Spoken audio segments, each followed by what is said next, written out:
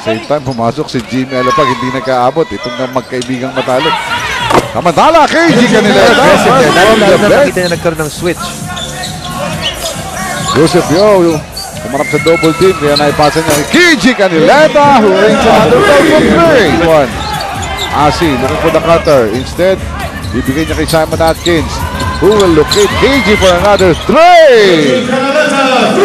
Alam nila mainit si KG and they have been locating KG Canileta first. Dito sa left corner, he'll make the 3.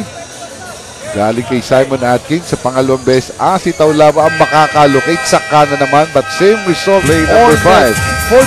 He wants a pick. Ibibigay ito ni si Taulava, who rolls, kicks it out. KG Canileta, another 3. All about making decisions. Carry pa siya nito. Jimmy Nol. He had Zach Graham wide open. Sayang na pagkakataon. KG na lang sa 3. Yun ang hinahanap ni KG Canileta dito sa second half. Samantala, goaltending ang itatawag kay KG Canileta. Pero kahit si KG parang hindi niya na naisip yun. Gusto na lang niya sundunin yung bola. Kasi kayang-kaya niya talunin. But on his way down, obviously. Ito yung layup ni Jason Castro. Down against 2 players, that's really not a good ratio. At ang dami ng bases ginawa yun. Kaya nga nakakapag-dunk ng aliw sa pagtapos ng pass break dahil hindi po nakakababa agad. Itong transition defense ng Air 21 pero may sukli sila sa press. KG Canileta at this. Wala na naman ni RDO ang bola. Makukuha ni OG Minor. Canileta, pumeke, turn around, pasok!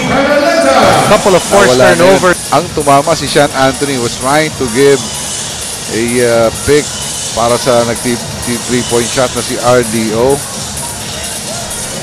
With 4.4 seconds, bola ng Air 21.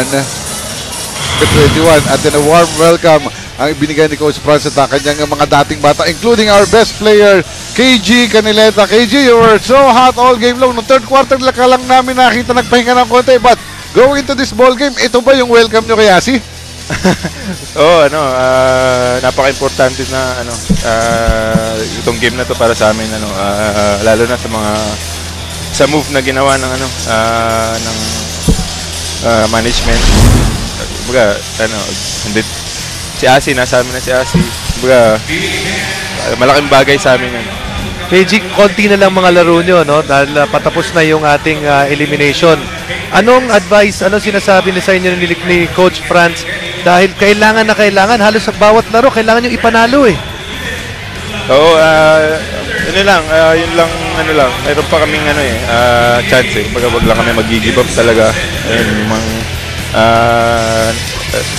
Nagpasok pa sila ng mga bagong players like Joseph Yo and Mike Bertram. Well, with this victory, KG, you actually tied itong kupunan ng talk and text. So, buhay na buhay pa ang Air 21. Kaya pagkakataon mo na anyayahan ng mga fans ng Air 21 Express. Ayun, thank you sa fans ng Air 21 Express. Meron pa tayong chance. Thank you. Well, congratulations to you, KG, and the rest of the Air